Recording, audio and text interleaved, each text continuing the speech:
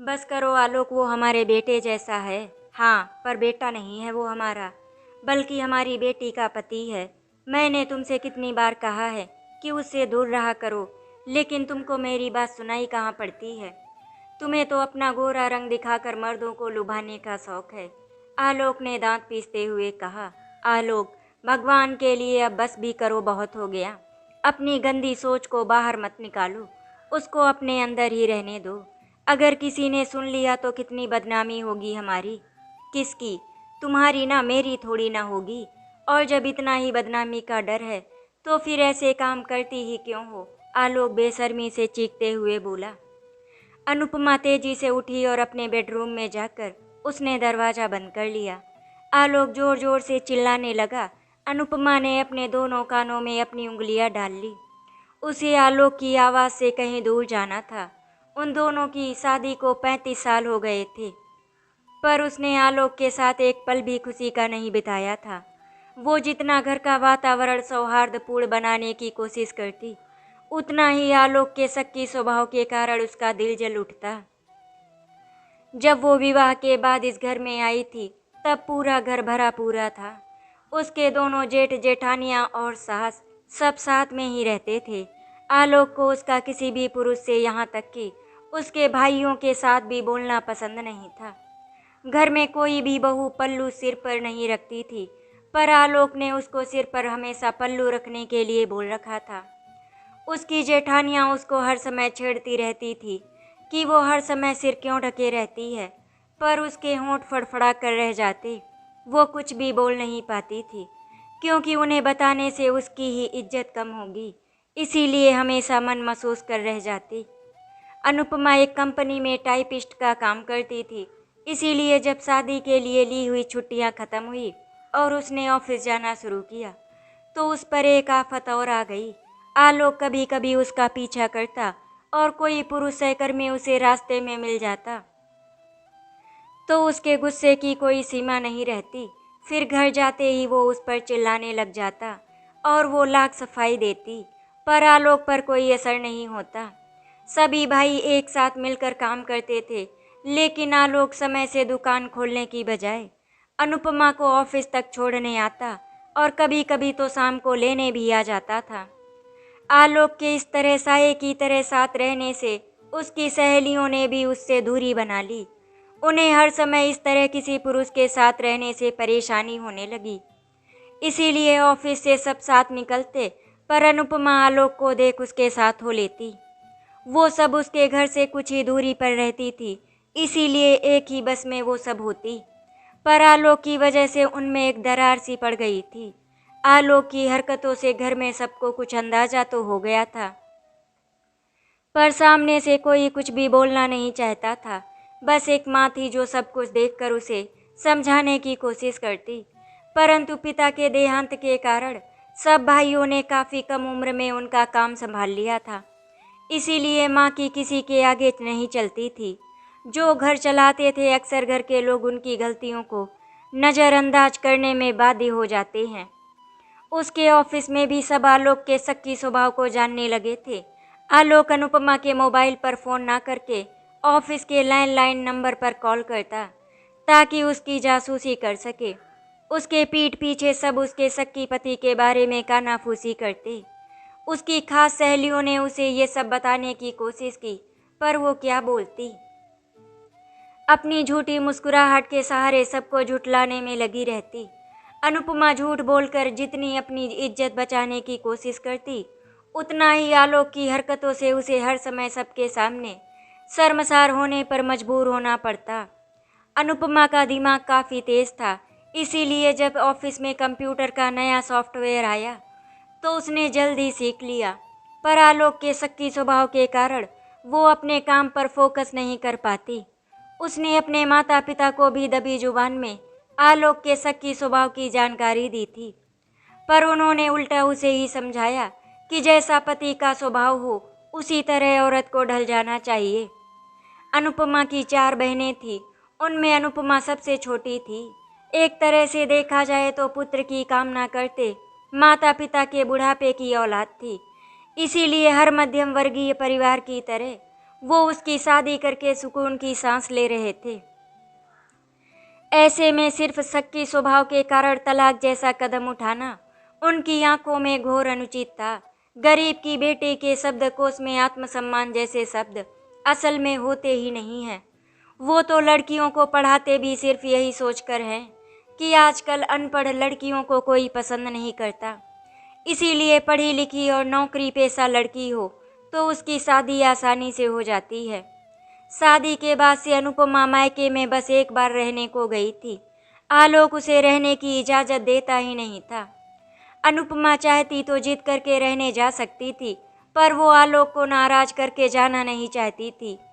नई नई शादी हुई थी, तब वैसे भी पति पत्नी का दिल एक दूसरे को छोड़कर जाने को नहीं करता है। आलोक उसे बहुत प्यार करता था, पर एक क्षण में उसकी आंखों में लाल डोरे तैरने लगते और वो जैसे सब कुछ भूल जाता। उसे अनुपमा का किसी भी पुरुष से बात करना पसंद नहीं था। अनुपमा ने बस से ऑफिस जाने के लिए बस का पास बनवाया हुआ था, मगर बस पास की चेकिंग होती तो आलोक को लगता जैसा चेकर जानबूझकर अनुपमा का पास चेक कर रहा है। रोज साथ बस में सफ़र करने वालों को आप प्रत्यक्ष रूप से नहीं जानते, पर अप्रत्यक्ष रूप से आपके संबंध बन जाते हैं। इसीलिए कभी मुस्कान से ही अभिवादन और कभी एक दूसरे को सीट देकर अपना फर्ज पूरा कर देते हैं। लेकिन आलोक के इस तरह साथ चलने से अनुपमा अपने में ही सीमित होकर रह गई थी। एक दो बार ड्राइवर और कंडक्टर ने मुस्कुराकर अभिवादन करने पर आलोक उनसे उलझ पड़ा। अनुपमा ने लज्जावश उस बस से जाना ही छोड़ दिया। आलोक के प्यार और शक्की स्वभाव में उसका अपना व्यक्तित्व दबा जा रहा था। उसने आलोक को समझाने की कोशिश की, पर वो समझता कि अनुपमा का किसी से चक्कर चल रहा है, इसीलिए वो उसकी आंखों में धूल झोंकने की कोशिश कर रही है। अक्सर रात में उसका मूड अच्छा होता तो वो उस पर पूरा प्यार लुटाता। अनुपमा भी जैसे उसके इस बदले रूप को देखकर सब भूल जाती। उसे आलोक का रोमांटिक रूप बहुत पसंद आता। उसी बीच अनुपमा गर्भवती हो गई और इसीलिए वो मुश्किल से 4-5 माह ही ऑफिस जा पाई, क्योंकि डॉक्टर ने उसे घर पर रहने की सलाह दी। अनुपमा ने ऑफिस से छुट्टी ले ली। उसी समय उसकी बॉस ने बताया कि ऑफिस में सब काम के लिए कंप्यूटर आ रहे हैं, इसीलिए सबको ट्रेनिंग दी जा रही है। उसे बताया गया कि ट्रेनिंग के लिए एक नामी होटल को चुना गया है, इसीलिए वो भी 2 दिन के लिए आकर ट्रेनिंग लेने जरूर जाए। अनुपमा बहुत ही ज़्यादा उत्साहित थी। वो हमेशा नया से नया काम सीखने की इच्छुक रही थी, पर आलोक ने उसे जाने ही नहीं दिया। ऐसे में अनुपमा की मुश्किलें बढ़ गईं। इधर घर पर आलोक का बिजनेस में कम समय देने के कारण अनुपमा की जेठानियों ने धीरे धीरे आवाज़ तेज कर उसकी सास के कानों तक पहुंचा दिया था। घर पर सब आलोक के शक्की स्वभाव के बारे में जानते बूझते भी उसको दरकिनार कर सबने बिजनेस में आलोक की लापरवाही का कारण अनुपमा को ही बताया।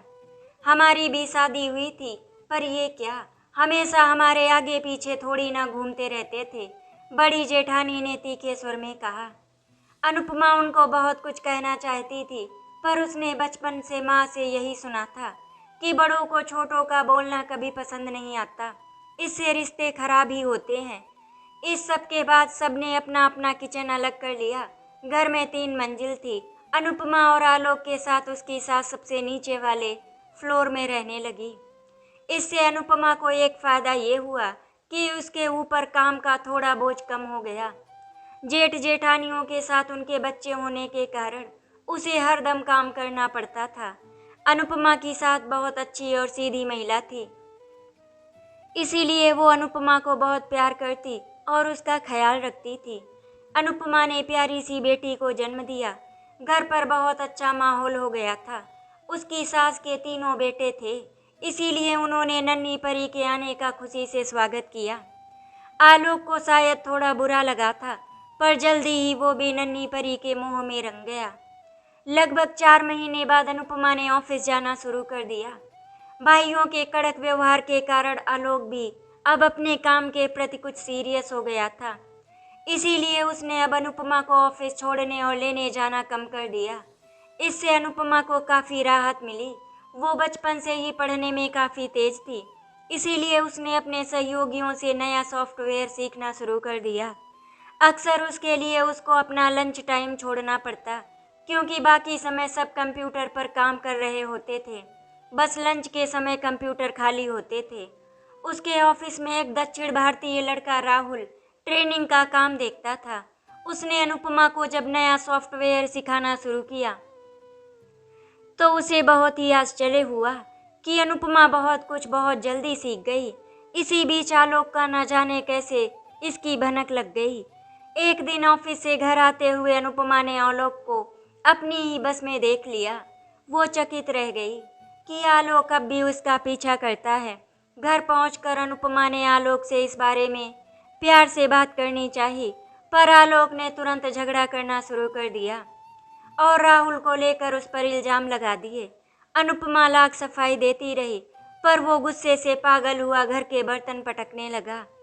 रोती हुई परी को संभालते वो उसे समझाने की कोशिश करती रही, पर आलोक की आंखों में गहराए लाल डोरों ने जैसे उसे अपराधी ही बना दिया हो। इस सब शोर शराबे से जो बात अब तक बंद कमरे में पति पत्नी के बीच थी, वो अब उसकी सास पर भी जाहिर हो गई। उसकी सास ने ही बीच में पड़कर आलोक को शांत किया। अनुपमा आलोक के आरोपों से तंग आ चुकी थी। परी को सुलाते हुए उसने सोच लिया कि वो आलोक को छोड़कर अपने माता पिता के घर चली जाएगी। उसके सिर में बहुत दर्द हो रहा था, इसीलिए उसने दवा ली और सो गई। आलोक बाहर चला गया था। आधी रात को आलोक ने उसे झकझोर कर उठाया और बताया कि उसके पापा को हार्ट अटैक पड़ा है और उन्हें तुरंत अस्पताल जाना है। आलोक ने अपना स्कूटर निकाला और आधी रात को ही वो आलोक के साथ वो हॉस्पिटल के लिए निकल गई। उसे इस तरह आलोक का उसके पिता के लिए फिक्रमंद होने पर अच्छा लगा। वो शाम की बात जैसे भूल ही गई थी। उसकी तीनों बड़ी बहनें दूसरे शहर में रहती थी, इसीलिए अनुपमा को अस्पताल में माँ के साथ रहना पड़ा। इस बीच आलोक ने सारी जिम्मेदारी अपने ऊपर ले ली। अनुपमा को इससे बहुत सहारा हो गया। उसकी माँ ने भी आलोक की बहुत तारीफ की। इतना सब कुछ हो गया, इसीलिए अनुपमा कुछ समय के लिए आलोक के शक्की स्वभाव को लगभग भूल ही गई थी। उसकी बहनें भी आई थी, पर उनके साथ उनके पति नहीं आए थे। आलोक ने सबको हॉस्पिटल से घर छोड़ने से लेकर पापा जी की दवाइयों तक सब काम अपने ऊपर ले रखा था।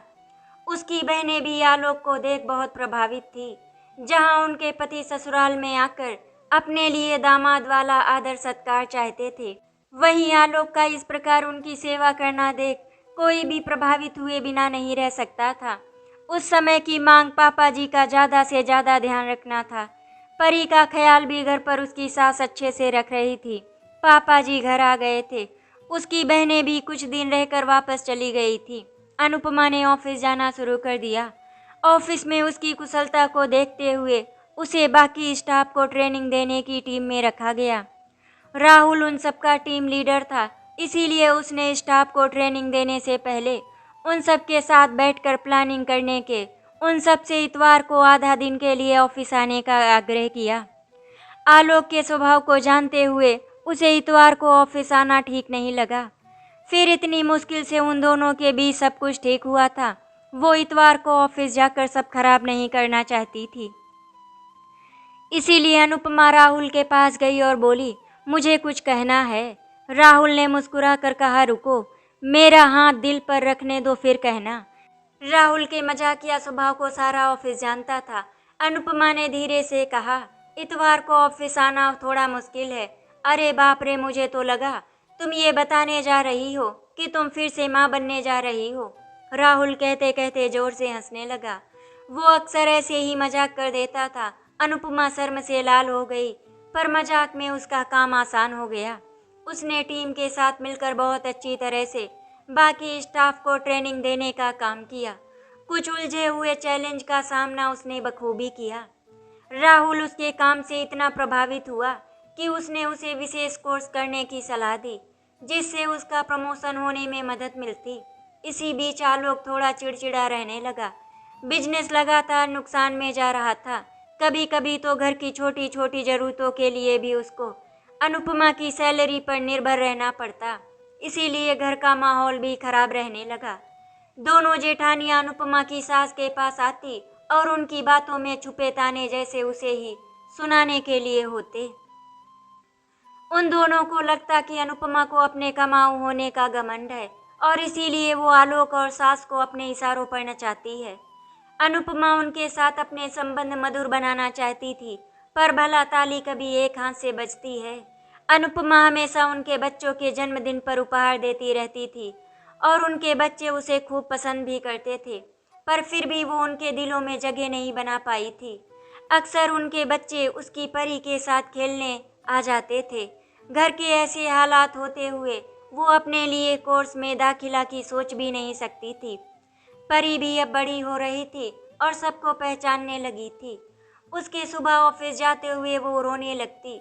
अनुपमा ऑफिस में बहुत कुछ सीखकर आगे बढ़ने के सपने देखती और साथ ही घर के हालात उसे आगे बढ़ने से रोक रहे थे। उसे अपने पांव दलदल में फंसे लगते, जिससे वो जितना निकलने की कोशिश करती उसमें और फंसती जा रही थी। आलोक का सक्की दिमाग ऐसे घूमने लगता कि कभी उसे लगता कि बिल्कुल ठीक हो गया और कभी इतना बढ़ जाता कि घर पर आने वाले केबल वाला हो या अखबार वाला हो, उसे सबके साथ उसका चक्कर लगने लगता। अनुपमा ने भी धीरे धीरे अपने इर्द गिर्द एक घेरा बनाना शुरू कर दिया। अपने दिल को उसने समझाना शुरू कर दिया कि उसके लिए सबसे ज़रूरी उसका परिवार है या उसकी प्रोफेशनल लाइफ। उसके मन के ही दूसरे कोने से आवाज़ आई कि परी को वो अकेले अच्छे से नहीं बड़ा कर पाएगी, उसे आलोक के साथ की ज़रूरत है। राहुल के साथ उसे काम करना अच्छा लगता था। उसके मजाक करने की आदत और वो काम के प्रति भी बहुत जिम्मेदार था। उसने उसे धीरे धीरे नए सॉफ्टवेयर में निपुण कर दिया था। अनुपमा अनजाने में आलोक की तुलना उससे करने लगती। उसने अपने मन को समझाना शुरू कर दिया कि कहीं वो राहुल के प्रति आकर्षित तो नहीं होने लगी। ऐसी भावना मन में लाना उसके लिए पाप है। कहते हुए वो अपने विचारों को ऐसे झटक देती जैसे सुखाने के लिए कपड़ों को जोरदार झटका देके उसमें से पानी की आखिरी बूंद तक निकाल दी जाती है। अनुपमा के आंगन में एक और खुशखबरी ने दस्तक दे डाली। अब वो दूसरा बच्चा नहीं चाह रही थी, पर उसके चाहने या ना चाहने से क्या होता है। अपनी चाह के लिए हमेशा की तरह वो आवाज़ नहीं उठा पाई। राहुल उसके बिना कहे ही उसकी परिस्थिति समझ गया था। शायद इसके पीछे आलोक का गैर जिम्मेदार व्यवहार था। उसके ऑफिस में सबको पता था, पर सामने वो लोग कुछ नहीं बोलते और ना ही अनुपमा कुछ कहती। ऑफिस की जितनी भी मीटिंग्स और ट्रेनिंग बाहर किसी होटल या शहर के बाहर होती, उसमें उसका नाम नदारद रहने लगा। इसी बीच राहुल का एक दूसरी कंपनी में चयन हो गया। अनुपमा को काम का ज़्यादा अनुभव था, इसीलिए ऑफिस की तरफ से उसे चार्ज दिलवा दिया गया। जिस दिन राहुल का ऑफिस में आखिरी दिन था, उस दिन उसके लिए एक पार्टी का आयोजन किया गया था। अनुपमा ने आलोक को फ़ोन करके सूचित कर दिया कि उसे आने में देर हो सकती है, क्योंकि ऑफिस की तरफ से छोटा सा आयोजन किया गया है। उसी दिन डायरेक्टर मैडम ने उसे बातों ही बातों में कह दिया कि अगर वो राहुल का काम देखने के लिए तैयार है तो उसे ही प्रमोशन देकर रख लिया जाएगा। अनुपमा का सपना पूरा होने के लिए बस एक कदम की दूरी भर थी, पर वो उन्हें कुछ जवाब नहीं दे पाई क्योंकि वो पहले आलोक से बात करना चाहती थी। अनायास उसका हाथ अपने पेट पर चला गया। इसके बारे में उसने अभी तक किसी को नहीं बताया था। उसने उनसे कुछ समय विचार करने के लिए मांगा। 2 दिन तक वो सोचती रही और उसने आलोक से इस बारे में बात की। आलोक का उत्तर हमेशा की तरह एक ही बात पर आकर रुक गया कि उसे शाम को किसी भी काम के बहाने से देर से नहीं रुकना है। बस इसी शर्त पर वो अपना फैसला ले सकती है। अनुपमा को समझ ही नहीं आया कि ये कैसी सलाह हुई।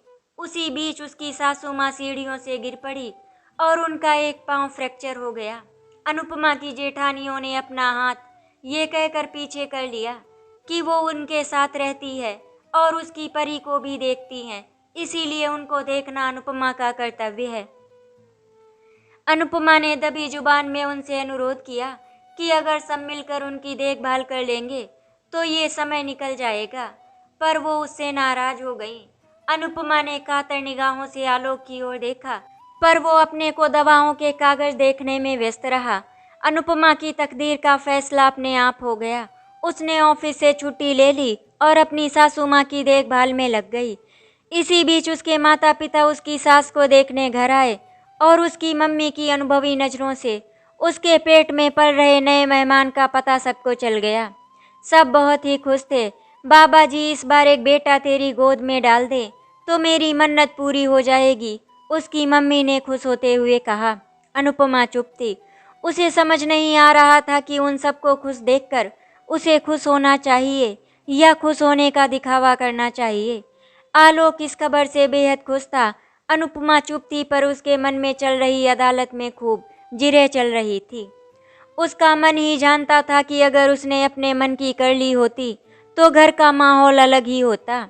आलोक ने रात में उसे खुशी का इजहार करते हुए अपनी बाहों में जकड़ लिया। उसके इसी अंदाज के आगे अनुपमा हार जाती थी। उसका दिल करता कि समय ठहर जाए और वो अपनी जिंदगी यूं ही उसकी बाहों में बिता दे। उसकी सास को उसका इस हालात में इस तरह उसकी सेवा करना बिल्कुल पसंद नहीं आ रहा था, पर वो परिस्थितियों के आगे किसी का वश नहीं चल सकता था। लगभग 1 महीने बाद जब अनुपमा ऑफिस गई, तब राहुल की जगह किसी को रख लिया गया था। उसे पता चला कि उसे राहुल ने ही रखवाया था। अनुपमा जान चुकी थी कि उसने ये मौका खो दिया था, पर उसके सीने में हुक सी उठती। राहुल की जगह जिसे रखा गया था वो 24 साल का 6 फुट का सांवला सा लड़का था। राहुल जितना वाचाल था वो उतना ही कम बोलने वाला था। इस कारण से वो सबसे कटा कटा तो रहता ही था, बल्कि कोई भी काम 2-4 कड़क बात सुनाए बिना करता ही नहीं था। अनुपमा, आप इसको ना छेड़ा करें। अगर हर कोई हर काम करने लगेगा तो फिर स्पेशलाइजेशन की ज़रूरत क्यों है? संदीप ने उसे बोला और उसकी कुर्सी पर बैठ कंप्यूटर स्क्रीन पर निगाहें गड़ाए अपना काम करने लगा। अनुपमा चुप रही, पर उसने पीछे से उसको मुंह चिढ़ा दिया। उसके बगल में बैठने वाली रिया उसकी इस हरकत पर मुस्कुरा दी। धीरे धीरे उसे समझ में आने लगा कि अनुपमा दूसरों के मुकाबले में अपना काम ज़्यादा जानती है और उसके प्रति काफ़ी संजीदा है। उसके स्टाफ के लोग अक्सर उससे मदद लेने में कतराते तो वो उसके काम में मदद कर देती थी। वैसे अनुपमा को भी उसमें कुछ खास दिलचस्पी नहीं थी, क्योंकि उसे भी राहुल के आगे वो हमेशा से 19 ही लगा है। राहुल के व्यक्तित्व में जो चुंबकीय आकर्षण था, इसका एक हिस्सा भी संदीप में नहीं था। फिर वो करेले और ऊपर से नीम चढ़ा। हालांकि संदीप को उसके होने से आराम ही था। वो 1-2 दिन की छुट्टी कर लेता तो अनुपमा ऑफिस संभाल लेती। अनुपमा की भी अब किसी किसी दिन तबीयत खराब हो जाती और उसे छुट्टी लेनी पड़ती। एक दिन अनुपमा अपने कंप्यूटर पर काम कर रही थी, तभी उसने महसूस किया कि उसके पीछे कोई खड़ा है। उसने अचानक गर्दन घुमाकर देखा तो संदीप उसके करीब खड़ा उसको घूर रहा था। वो एकाएक झेप गई और संदीप ने भी अपनी गर्दन घुमा ली। उसके 2 रोज बाद ही काम करते करते उसके हाथ से संदीप का हाथ टकरा गया। अनुपमा ने नजरें उठाकर उसकी ओर देखा। उसे लगा कि उसने ये हरकत जानबूझकर की है, पर वो अपने को अपने काम में व्यस्त दिखाता रहा। अनुपमा मन ही मन में बोली, साला, मैं तो इसे राहुल से 19 समझ रही थी, पर ये तो 20 निकला। अनुपमा ने अब उससे बात करना कम कर दिया। उसके बढ़ते पेट के उभार ने जल्दी ही ऑफिस में सबको खबर दे दी। जब सब उसे मुबारकबाद दे रहे होते तो संदीप चोर निगाहों से उन्हें देखता पर चुप रहता। इस बार उसका समय बहुत अच्छा रहा। परी के समय उसको काफ़ी उल्टी और तबीयत खराब रहती थी, परंतु अब उसे इन सब का सामना नहीं करना पड़ा था। आलोक भी उसका काफ़ी ध्यान रख रहा था। उसने एक स्वस्थ पुत्र को जन्म दिया। आलोक और उसकी सास तो खुशी के मारे फूले नहीं समा रहे थे। उसके मम्मी पापा भी बहुत खुश थे। अनुपमा को भी बेटे का चेहरा देखकर इत्मीनान हुआ कि उसने ठीक फैसला किया था। अनुपमा घर आ गई थी और इस बार आलोक ने अच्छा फंक्शन किया था। उसके बहुत से रिश्तेदारों के अलावा उसके ऑफिस से भी बहुत से लोग आए। अनुपमा की बहनें पहली बार उसके घर पर आकर रुकी थी। परी भी छोटे बेबी को देखकर बहुत खुश थी। फंक्शन के बाद अगले दिन तक सब अपने अपने घर चले गए। जिस दिन फंक्शन के फोटो आए, आलोक ने फोटो देखते ही उससे उल्टे सीधे सवाल करने शुरू कर दिए। बहुत सी फोटो में उसके सिर पर पल्लू नहीं था। उसी पर उसके शक्की दिमाग ने अपना काम करना शुरू कर दिया। उसने ज़बरदस्ती कुछ फ़ोटो में साथ खड़े लोगों को लेकर उस पर कीचड़ उछालना शुरू कर दिया। अनुपमा उसके इस अचानक बदलाव के कारण उसे मन ही मन गिरगिट कहती थी। वो एक क्षण में रंग बदल लेता। परी उसकी सास के पास ही सोती थी, पर आलोक के चिल्लाने की आवाज ने उसे डरा दिया और वो रोते हुए आकर उससे चिपट गई। परी के रोने से पास में सो रहा नन्हा राज भी रोने लगा था। उसकी सास ने आकर उसे गोद में ले लिया और उसने आलोक को समझाया, तुम्हारी बेसिर पैर की बातों का बच्चों पर क्या असर पड़ेगा, कभी सोचा है तुमने? ये बेचारी घर से ऑफिस और ऑफिस से घर के अलावा कहीं नहीं जाती। सबसे तो इसका बात करना छुड़वा दिया तुमने, फिर भी तेरे दिमाग से शक का कीड़ा नहीं निकलता। शर्म कर, अब तो 2 बच्चों का बाप बन गया है, कुछ तो समझदारी दिखाया कर। कहते कहते वो हांफने लगी। अनुपमा ने उन्हें पानी पिलाया और उसने परी को अपनी गोद में लेकर अपने गले से लगा लिया। आलोक गुस्से में घर से बाहर निकल गया। परी का स्कूल में दाखिला करवा दिया था। राज भी बड़ा होने लगा था। आलोक जब अच्छे मूड में होता तो बच्चों को खूब लाड प्यार करता, पर परी उससे सहमी रहती। वो जितना दादी और अनुपमा के साथ हंसती बोलती, उतना ही वो आलोक के आने के बाद उसके पास आने की बजाय दादी के पास रहती। अनुपमा की बड़ी दीदी के बेटे की शादी थी। वो फगवाड़ा रहती थी, इसीलिए उन्हें वहां जाना था। आलोक ने ट्रेन में अपनी और उसके मम्मी पापा की टिकट बुक करवा दी। ये पहला अवसर था जब उसे आलोक के साथ बाहर जाने का मौका मिला था। 4 घंटे के सफर में आलोक जितनी विनम्रता दिखा सकता था उसने दिखा दी, पर जब उतरने का समय आया तो एक कुली से सामान को लेकर आलोक का मोल भाव नहीं हुआ, तो उस कुली ने अनुपमा से बात करनी शुरू कर दी। इस पर आलोक उस पर बिफर उठा। अकस्मात उसकी ऐसी प्रतिक्रिया देखकर उसके माता पिता भी कुछ अचंभित हो गए। उसके पिता ने बीच में पड़कर बात खत्म करवा दी। अनुपमा के लिए नया नहीं था, पर अब माता पिता के सामने ये सब होता देख वो झेप रही थी। शादी से एक दिन पहले जब लेडी संगीत शुरू हुआ था, उसके जीजाजी ने नाचते हुए उन दोनों का हाथ पकड़कर नाचने के लिए खींच लिया।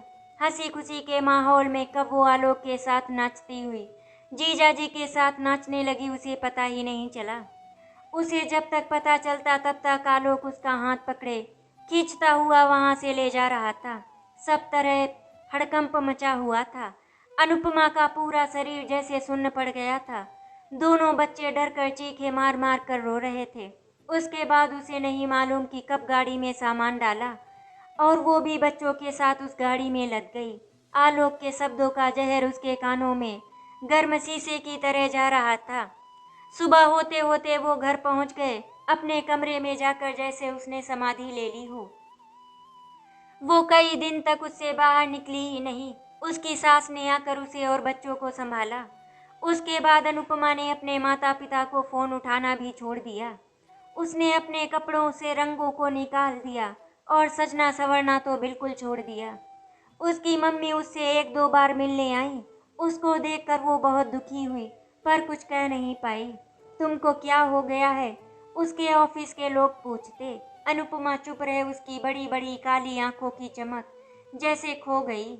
इस बीच उसकी सास एक दिन ऐसी सोई कि फिर उठी ही नहीं। अनुपमा को ससुराल में एक जुड़ाव जो मिला वो उनसे ही मिला था। बच्चे बड़े हो गए, परी की शादी हो गई और राज इंजीनियरिंग करने पिलानी चला गया। आलोक को अब अनुपमा का बेटे जैसे दामाद से बात करना भी खलने लगा। उसे लगा जैसे वो बरसों से सो रही थी और उसे किसी ने झकझोर कर उठा दिया। वो बाहर निकल कर आई तो आलोक सोफे पर ही सो गया था।